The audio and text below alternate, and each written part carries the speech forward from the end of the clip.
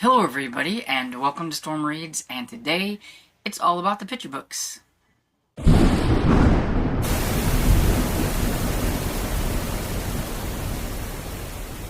So I've decided to take a day and just concentrate on my picture books, and so that's what I am coming to you to talk about. All the picture books that I decided to read for Halloween.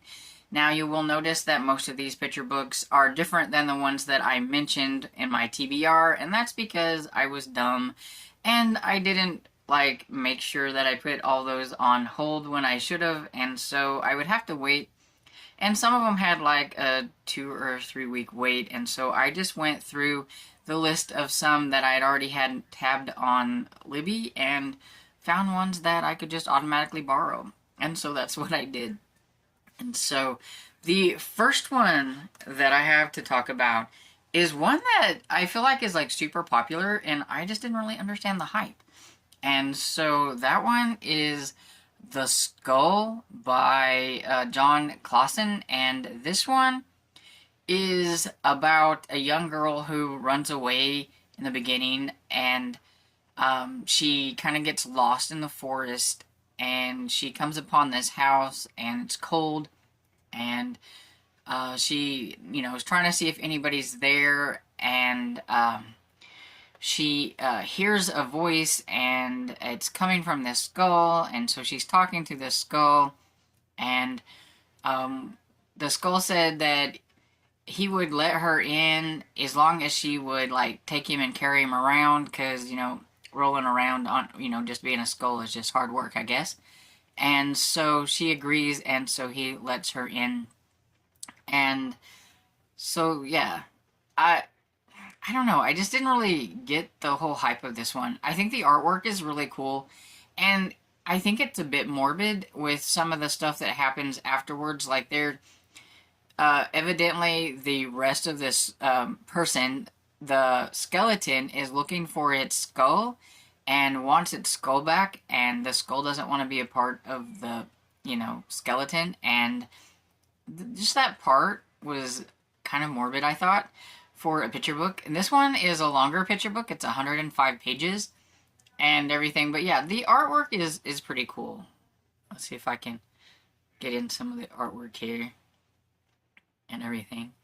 Get some bigger, but it's all kind of dark and dreary and everything, and there's her on the ground, and there's the house, and so yeah, it's just all kind of dreary and everything. And there's your skull, which I think it's really weird that this little kid was okay with carrying a skull around too, because I just don't know. I mean, I guess you could chalk it up to kids' curiosity and things. I mean, most kids would probably pick up a critter on the ground and not really think a whole lot about it. But at the same time, I just thought it was really weird that this girl was just carrying the skull around. And I just didn't really understand, the story. Why was she running away? The blurb says from something very dangerous, but the story doesn't say anything dangerous. It just says that she's running away. She finally got a chance to run away. But I don't know what she's running away from. I don't know what the danger is or anything like that. And then the ending was just, I don't know, it was just strange. So for me, I just didn't really get it, and I give it 3 stars, because, the artwork is really cool and everything, but yeah. It's just me, I guess. So the next 4 that I have were a complete series. I just went ahead and just read the whole complete series, and it's the I Need My Monster series by Amanda Knoll, and illustrated by Howard McWilliams. I think the illustrations in this series is really pretty and vibrant and very well done. I really enjoyed the illustrations, and I thought they were all super cute. I just don't know if they were all necessary. And I read them in the order that they came out and everything, but it seems like the last 2 should have been the first 2. I don't know. Maybe it's well, let's write a couple more and we'll just, you know, do these other ones and everything. Because the last two were done in like 2019. This one was done in 2009, I believe. So, but anyway, it is about a little boy who can't sleep without his monster under the bed. And his monster has left him a note. Let's see if we get there. Left him a note, says he's gone fishing. I mean, look at these illustrations. They are really, really pretty. I really, really love the illustrations. And the kid is talking about how he misses his monster under the bed. That is not his monster. He misses his monster that's under the bed usually. He can't sleep without the monster under his bed because he's used to the monster now, all the noises that he makes, how he makes sure that he stays in his bed and goes to sleep and everything. And so he has a hard time without him. So he tries to get another monster, and so he knocks on the floor, and all these other monsters come up, but they're just not the same. They're just not his monster. There are things about them that he doesn't like. Each one of them is just a little bit different and just not his monster. That one cracks me up with the big tongue there. But yeah, so yeah, they're not his monster and everything. And these books are, I think they were 50 pages maybe for the picture book. But they're very vibrant colors. And so I'm just going to go, I'm not going to show you a whole lot of illustrations for the other ones, but I will show you like the covers. So this one is, hey, that's my monster. And this one is about the fact that his monster leaves him a note saying that somebody needs him more. So he's going to that person, and that person happens to be his little sister. And so he's trying to find his little sister a monster in this one so that he can get his monster back and everything. And it was very cute as well. Then the third book is Are You My Monster? And this one is about him drawing a picture of his monster and going around and asking other monsters, hey, are you my monster? Which, I don't know, it just seems like that was a weird choice for book number 3. He already has a monster, apparently, and so why is he looking for his monster? I don't know. He knows what his monster looks like, so I don't really understand why he's going up to all these other monsters asking, you know, hey, are you my monster? Oh, no, you don't have the right kind of claws. You don't have, you don't breathe right. You don't do this right, you know. You're not my monster.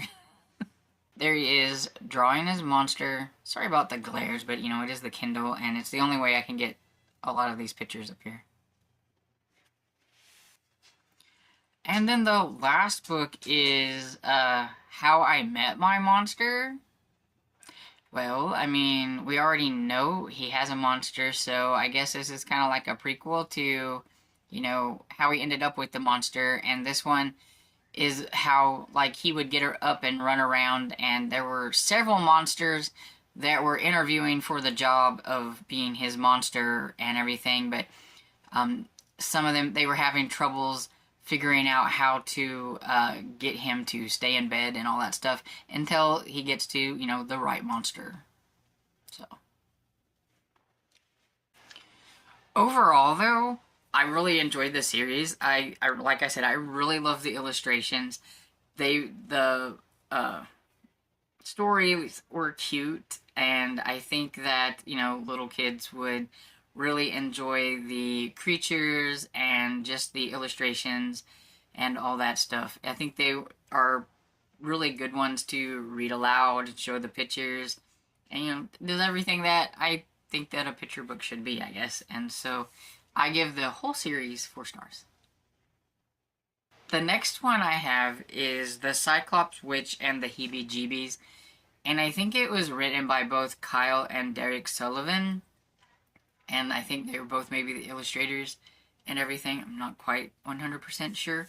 It just says Kyle Sullivan, like when you look on Goodreads, but if you can see the picture here, it shows both names, so I'm gonna go with they were both the authors.